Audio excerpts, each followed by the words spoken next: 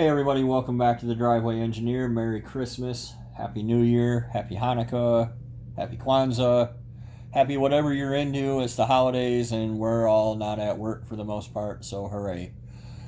Um, Today I want to talk to you guys about how to find the perfect donor for your swap. I get asked a lot of times, where do I find it, or how do I find it, or what do I buy? And so I thought I would do a video that kind of lays out, if you make good decisions going in, then you don't wind up spending so much money. And as long as you know what you're getting into, you can even buy the wrong stuff and still profit. So this little Grim Reaper guy here is going to show us how to pick out the perfect donor and exactly what you want to look for your swap. And like all of my videos, this video assumes that you're just a guy trying to have fun and make, 600 horsepower or less and not light the world on fire. I get that some of you are just hardcore racers, racing every moment of your life. You live your lives a quarter mile at a time. But the rest of us are just trying to make some power and have some fun. So if you live your life a quarter mile at a time, this video is not for you, and you should probably punch out now. Everybody else, follow along.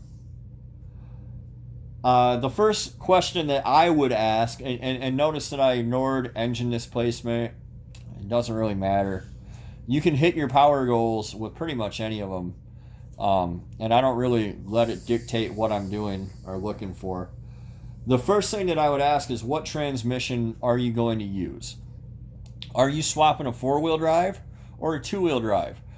If you're swapping a two-wheel drive Chevy, it becomes real easy. You go get an express van with 8 lugs and it has a 4L80 and you have everything good in one shot and you're done. But if you're swapping like a Ford 4x4, then things get really complex, right? And you're not going to adapt a Chevy LS to a Ford C6, not in a cost-effective manner. So then you got to figure out what Chevy transmission mates with your Ford transfer case, or if you want to use a Chevy transfer case altogether, which is an option. If you had like a 79 F-150, you can jam the entire drivetrain from an '01 Silverado into it, and the outputs on the transfer case will be on the correct size, on the correct sides. So do you have a manual right now? Do you want to keep a manual? Everybody gets hung up on wanting to keep a T56. T56s for LS engines. Your average going rate's about $2,500, like in and shifting and working for you. So if you want to sign up for that, go ahead. But know going in that that's what it's going to cost. If you're cool with an AR5, a 5-speed overdrive, I have videos on that. If you have a manual now, I have videos on how to adapt it to work. But again, it's going to dictate what donor you get or what you get a donor from. If you don't want the transmission in a donor or can't use it, then there's no sense in you buying a Silverado 4-wheel drive if you don't have a 4-wheel drive vehicle. Unless you're okay with trying to sell that transmission or okay with completely tearing it down to swap the output shaft. Because guys on Facebook love to tell you that it's real easy. It's only $30 and all you have to do is swap the output shaft, and they leave out the part where you have to take the entire transmission apart, change that output shaft, and completely reassemble it, which is more than some people are willing to sign up for. If you have a two-wheel drive, in my mind, things have a lot more wiggle room because I'm a more budget-oriented person. Like for a 4-wheel drive, I don't want to buy 2 drive shafts. I don't want to buy a transfer case. I don't want to have to build custom linkage. For a 4-wheel drive, I prioritize keeping the stock transmission, even with no overdrive. I want plates that put it right back where it was so I don't have to move anything else. Your mileage may vary. If you're swapping something goofy like a Land Rover, you're probably going to just go into it counting on changing everything. What's your budget? Is it, are you trying to get something running and driving for $2,500, $3,000? Or are you trying to throw 10 grand at it? If you're trying to throw 10 grand at it, again, you're watching the wrong channel. Do you want overdrive? Do you not care if you have overdrive because you're only driving it to the cruise in on Sunday and cars and coffee on Saturday morning? These are all questions that you have to ask that are going to dictate what you get a donor from. Do you want drive-by-wire or drive-by-cable? That's DBW or DBC, which I lay out right here. Drive-by-wire was always available, but for the most part, everything from 03 up, except for a few vans, is going to be drive-by-wire. They're going to have newer PCMs. You're going to get the Gen 4 internals. All the Gen 4 stuff is drive-by-wire. And it's a little easier to tune, I think. It's really easy to do for cruise control because you just wires to the PCM. You tell it, it's on and it stays here.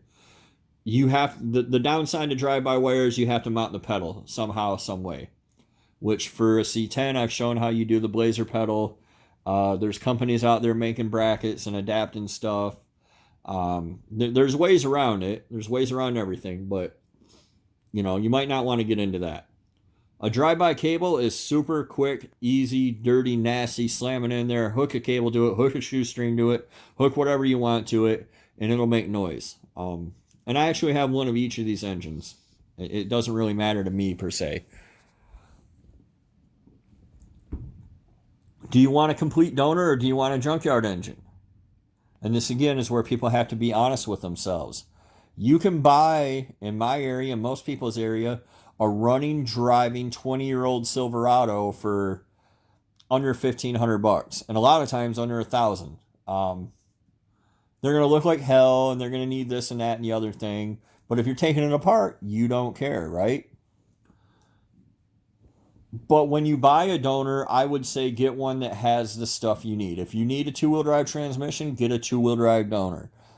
You can sell a four-wheel drive transmission and get a two-wheel drive one, or vice versa, but it's easiest, especially for your first time, just to go in and buy the stuff you need the first time. If you get a complete donor, you get the bonus of getting the entire harness. You can use parts of the fuel system. You'll have all the lines. You'll be able to drive it around and do burnouts ahead of time and see if it ticks or knocks or smokes or leaks. There's benefits to it. On the downside, you got to deal with your neighbors, you got to deal with your wife, you got to deal with, having a bunch of junk in your yard, which, some people don't like or some areas don't allow. If you live in an apartment with your mom, you're not going to be able to part out a donor, probably. If you live on a farm in the middle of Nebraska, parting out a donor is not going to be a problem. Nobody even knows you exist out there. So, you got to be honest with yourself. If you pull one from the junkyard, again, do you have the work ethic to get up early in the morning, go out there, roll around on the broken glass and herpes and syphilitis and everything else that's on the ground in the junkyard and pull an engine? Or are you going to get it halfway pulled, go home, and leave it for the next guy to come take two bolts out and have a free engine? You got to be on the ball. And then there's a third, option. Would you rather just take your chances on a Facebook Marketplace, 180,000 mile 5.3, which every time I look, they're all 180,000 mile 5.3s. I never find a 250,000 mile 4.8 on Facebook Marketplace. Go figure, since you can't tell the difference from looking at them. I was going to do that for my wife's car, though, just to show the process and, see if I got screwed or whatever. See what happened. Because there are people in my area, I can get a 5.3 for $350, $400 pretty easy any day of the week I want to. And if you can't get one in your area, somebody will ship you one. There's a guy in my Facebook group, Jason Brown. He'll drop it on a Fastenal pallet, drop it off at Fastenal, $150. It's at your door. So there's really no excuse when you tell me, I'm in Las Vegas and they want 3 million monies for... You can have one shipped to you. And then you'll just come up with some other excuse. Oh, well, I don't want to have one shipped because then I have to go pick it up or whatever. I don't care. Don't want to hear it. But you do have to make choices here. If I had the space to do it, I would do complete donors, but I don't. Because my little lot that have the use of is 3 blocks away and I have to tow stuff down here and tow it back up there. And it's a whole debacle. If that was in my backyard, I'd have donors. It's really the way to go because you can part them out. Who knows what kind of crap somebody's going to come by. When I used to park cars out, I'd have them come by the striker pin that the door latch catches on. Some guy came and bought that from me once. You know, people are crazy. So you can make a little profit that way. Next up is where to look. The people all the time, where do you look? Where do you find them? How do you find them? First of all, I'm always looking. Always. I'm looking at engines right now, and I have 2 of the stupid things and nothing to put a third one in, and I'm still looking at engines every day. Just cause.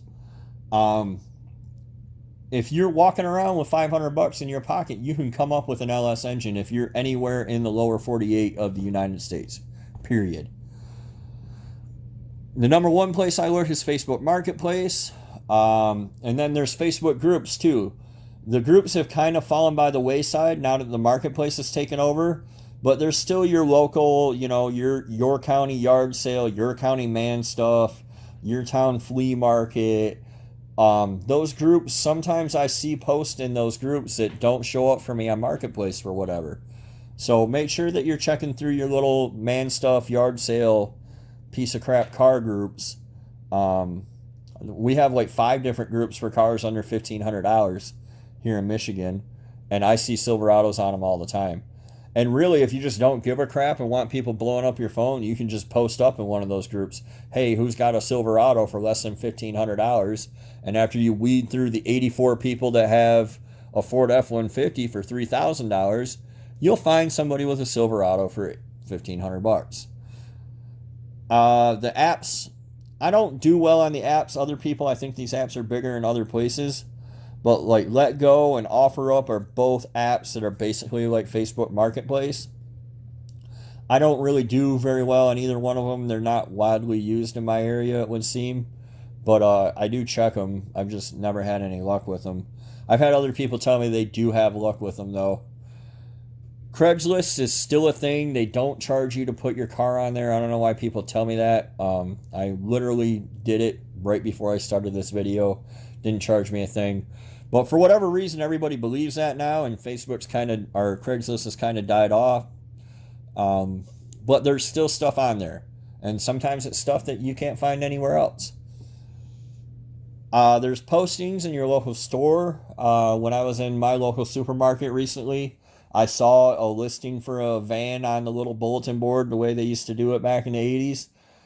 People still do that. So the bargain car lots, if you know, in Grand Rapids, they have 28th Street, and if you go down far enough, all the car lots are really garbage. And they always have, you know, some piece of crap somebody pulled or dragged in that they just want off their hands. They're definitely not going to set it out front. It's not worth their time to try to auction it, and for $800 you can scoop this thing. If you're going the junkyard route, you got to be at the junkyard. The self-serve type, you look for self-serve auto parts, you look for U-Pull auto parts. Those are the search terms you use in Google. Everybody's always telling me, I don't have a yard like that anywhere near me. I don't either. I live in Ionia, Michigan. I've never set foot in a junkyard in Ionia, Michigan in my life because they're all price gougers. I get in my truck and I drive 90 minutes to Mason, or I drive 45 minutes to Grand Rapids to the U-Pull it kind. And that's what I do. So LKQ has apps. If you have an LKQ anywhere within an hour or so of you, LKQ has an app where you can just search through it, and it's pretty easy to use. One of my viewers works at one of the local, so that works out for me.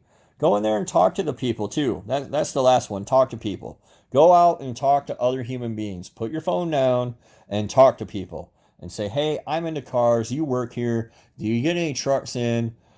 There's always people bitching about the little crews that go in and cut out the engines and everything, but they did that by talking to other people. They're like, hey, man, let me know when something comes in and I'll hook you up and, I'll throw you some of the money or whatever. You can do that too. Like, there's no law against it. There's no law against making friends. So try it. Once you have it, this is the final slide too. Once you have it, what do you do? What I do, what I prioritize, I see it all the time where I see these engines for sale and they're like missing the valve covers and the coils are off of them, and somebody tore it halfway down and they're like, oh, I have everything here to make it run. I'm not touching that. You could give it to me, but I'm not going anywhere to pay money for that, because I can just find one that's covered in mud and mouse poop, just like the Junkyard Jewel, that I know nobody's ever messed with. And that's what I want. I don't want one that somebody's been helicoiling heads and doing all the hillbilly crap they do. I want one that's sealed up with all the goodness locked inside, whatever it is, good, bad, or ugly. Jewel had a busted piston, and I'm fine with that because nobody else went in that engine and did a thing. So I know exactly what's in there. And that's why I prioritize making it run. Get it on a stand. Get the VATs deleted, whether you use Tuner Pro or you have Brendan from LT1swap.com do it for $75. Whatever. You don't even need a harness. You should get a harness with it. Apply 12 volts to that harness. Put your VATs deleted PCM in there. Shove 60 psi through the fuel rails and hit it with 12 volts and see if it runs. See if it blows a bunch of smoke. See if it knocks. See if it builds oil pressure. Before you do anything, just make it run. Why you want to tear it down and break your heart and get a bunch of effort into it? Just make it run first. Then you can decide if you want to pretty it up, or if you need to take the crank out, or if you need to get another engine altogether, or whatever. But first, just make it run. If you didn't already do that in the Complete Donor. The next step is join us on the Facebook group, which you can find in the link below. There's a lot of like-minded people there. I don't have the answers to everything, and I don't have the time to answer everything either. And it kind of bums me out, but it is what it is. Like, I have a life, I have a job, I have a family. I'm sorry, but I just can't answer your guys' questions all day and all night, which is why the Facebook group's there. There's people who have done things I haven't done. There's people who have done things I have done. There's people who have done more things than I've done. That's the point of a community. And they're all willing to help you out. So I can't, take phone calls from people and just answer private messages is all I would do all day long if that's what I did. So that's why we have the Facebook group. I don't make any money off of it. Zuckerberg gets all the money off the ads that play on it. It's nothing like that. It's just, I can't be there all the time. So, plus I like to see the pictures of all the stuff you guys swap, and I can live vicariously through you because I have a bunch of projects that only live in my head and I'll never make. So maybe sometimes you guys make them and I get to see them, and that's cool. So that's pretty much it for this video. Hopefully this helps. I'm going to do an updated what to buy kind of horsepower build recipe here shortly for you guys. Until next time, Merry Christmas, Happy New Year, be safe out there, and we'll see you next time.